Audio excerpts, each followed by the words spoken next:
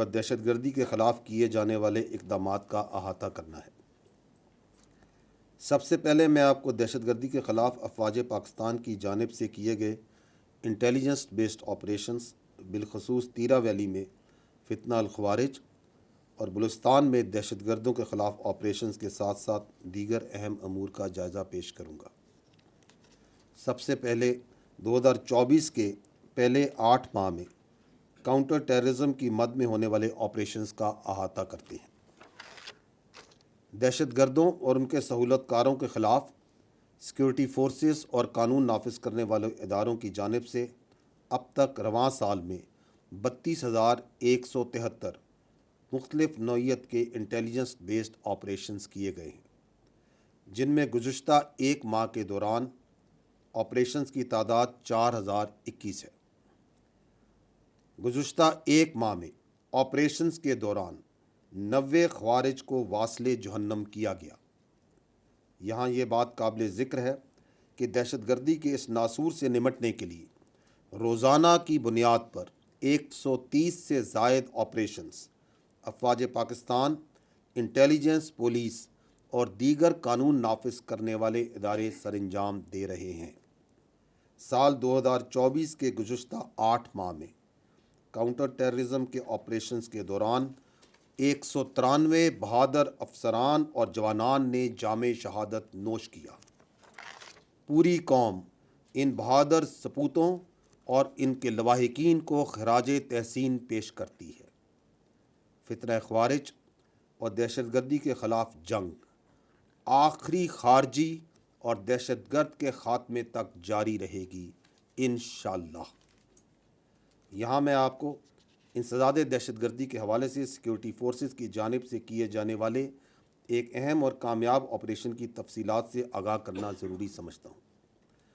20 اگست 2024 سے وادی تیرا میں فتنہ الخوارج اور نام نہاد کالعدم تنظیم لشکر اسلام اور جماعت الاحرار کے خلاف کامیاب انٹیلیجنس بیسڈ آپریشنز کیے گئے۔ یہ انٹیلیجنس بیسڈ آپریشنز ٹھوس شواہد اور درست معلومات پر مبنی تھے، جس کے نتیجے میں فتنہ الخوارج کو بڑا دھچکا لگا۔ ان انٹیلیجنس بیسڈ آپریشنز میں سیکورٹی فورسز نے اب تک 37 خوارج کو جہنم واصل کیا، جبکہ 14 خوارج زخمی ہوئے۔ جہنم واصل ہونے والوں میں انتہائی مطلوب خارجی لیڈر ابو ذر عرف صدام بھی شامل تھا۔ ان انٹیلیجنس بیسڈ آپریشنز کے دوران ہمارے 4 بہادر جوانوں نے انتہائی دلیری سے لڑتے ہوئے جام شہادت نوش کیا۔ اسی طرح کے انٹیلیجنس بیسڈ آپریشن سے دہشت گردی کی لعنت کو ختم کرنے کے لیے سیکورٹی فورسز کی بہادری اور عزم کا منہ بولتا ثبوت ہے۔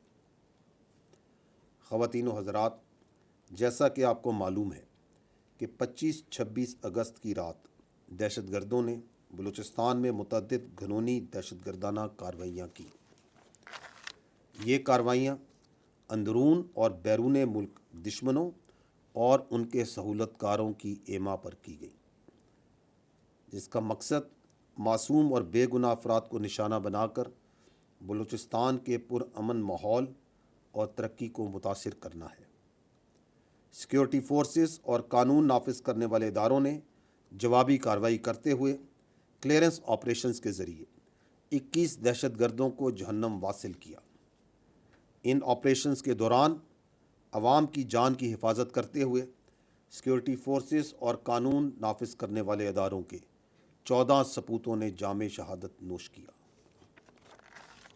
ہمیں معلوم ہے کہ بلوچستان کے عوام میں احساس محرومی اور ریاستی جبر کا ایک تاثر بھی پایا جاتا ہے، جس کو بیرونی ایما پر مخصوص عناصر ایکسپلائٹ کرتے ہیں۔ وہ اس لیے ایکسپلائٹ کرتے ہیں تاکہ بلوچستان میں ترقی اور عوام کی فلاح و بہبود کا جاری عمل خوف و ہراس کے ذریعے متاثر کیا جا سکے۔ جب دہشت گردوں کے خلاف کارروائیاں ہوں گی، جب ترقی نہیں ہوگی، تو اس سے احساس محرومی اور ریاستی دراندازی کا بیانیہ مزید بڑھے گا اور دہشت گردوں کے سرپرست ریاست کو مزید مورد الزام ٹھہرائیں گے اور اس گھنونے کھیل کو جاری رکھ سکیں گے۔ 25-26 اگست کی رات کو دہشت گردی کے جو واقعات ہوئے وہ اسی مذموم بیرونی ایما اور فنڈنگ پر کیے جانے والے جاری شدہ کھیل کا حصہ تھے۔ یہ کرنے اور کروانے والوں کا اسلام سے، انسانیت سے، بلوچ روایات اور اقدار سے کوئی تعلق نہیں ہے۔ در حقیقت نہتے شہریوں کو اس طرح بربریت کا نشانہ بنانا اور اس پر فخر کرنا اس ظلم کو کرنے اور کروانے والوں کی ذہنیت اور مایوسی کی عکاسی ہے۔ یہاں میں دہشت گردوں اور ان کے سہولت کاروں کو جو کسی بھی شکل میں موجود ہیں ان کو واضح پیغام دینا چاہتا ہوں کہ شہریوں کی جان و مال اور بلوچستان کی ترقی کے دشمنوں سے ریاست آنی ہاتھوں سے نمٹے گی اور ان ظالموں کو کیفر کردار تک پہنچایا جائے گا، اور اس ضمن میں جاری آپریشنز میں کارروائیاں کی جا رہی ہیں۔ ہمارے لیے ہر پاکستانی کا خون مقدس ہے اور کسی پاکستانی کے خون کو رائے گاہ نہیں جانے دیا جائے گا۔ خواتین و حضرات، جیسا کہ آپ سب کے علم میں ہے اور میں اپنی گزشتہ پریس کانفرنسز میں اس بات کا ذکر بھی کرتا آ رہا ہوں کہ پاک فوج خود احتسابی کے عمل پر یقین رکھتی ہے۔ پاک فوج کا خود احتسابی کا نظام ایک انتہائی جامع، شفاف اور مضبوط عمل ہے جو کہ ٹائم ٹیسٹڈ ہے۔ یہ خود احتسابی کا عمل الزامات کی بجائے ٹھوس شواہد اور ثبوتوں کی بنیاد پر کام کرتا ہے۔ یہ بات اہم ہے کہ جب بھی فوج میں قائم قوانین اور ضابطوں کی خلاف ورزی ہوتی ہے تو یہ مضبوط خود احتسابی کا نظام بلا تفریق تیزی سے حرکت میں آتا ہے۔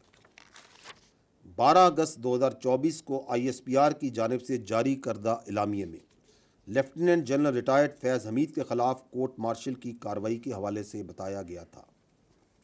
لیفٹیننٹ جنرل ریٹائرڈ فیض حمید کیس کے حوالے سے اگر بات کی جائے تو ٹاپ سٹی کیس میں ریٹائرڈ آفیسر کے خلاف باضابطہ طور پر درخواست موصول ہوئی۔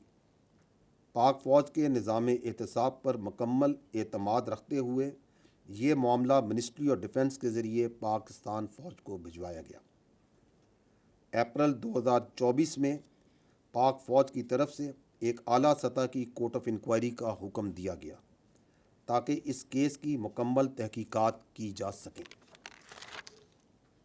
ٹھوس شواہد پر مبنی تفصیلی انکوائری مکمل ہونے کے بعد 12 اگست 2024 کو پاکستان آرمی نے باضابطہ طور پر آگاہ کیا کہ متعلقہ ریٹائرڈ آفیسر نے پاکستان آرمی ایکٹ کی دفعات کی خلاف ورزیاں کی ہیں، اور یہ کہ متعلقہ ریٹائرڈ آفیسر کے حوالے سے ریٹائرمنٹ کے بعد پاکستان آرمی ایکٹ کی خلاف ورزی کے متعدد واقعات بھی سامنے آئے ہیں۔ ان بنیادوں پر فیلڈ جنرل کورٹ مارشل کی کارروائی کا آغاز کیا جا چکا ہے۔ خواتین و حضرات، یہ سمجھنا انتہائی ضروری ہے کہ پاکستان آرمی ایک قومی فوج ہے اور اس کا کوئی سیاسی ایجنڈا نہیں ہے، نہ ہی یہ کسی سیاسی جماعت کی مخالف ہے اور نہ ہی طرفدار۔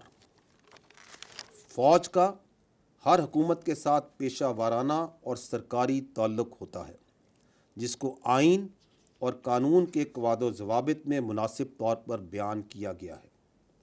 یہ بات جاننا اہم ہے کہ اگر فوج میں کوئی شخص اپنے ذاتی مفادات کے حصول کے لیے کام کرتا ہے یا اپنے ذاتی فائدے کے لیے کسی ایک مخصوص سیاسی ایجنڈے کو پروان چڑھاتا ہے تو پاک فوج کا خود احتسابی کا نظام حرکت میں آ جاتا ہے۔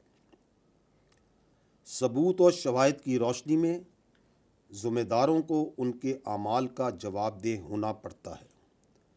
جاری شدہ خود احتسابی کا عمل اس بات کی ایک اور دلیل ہے۔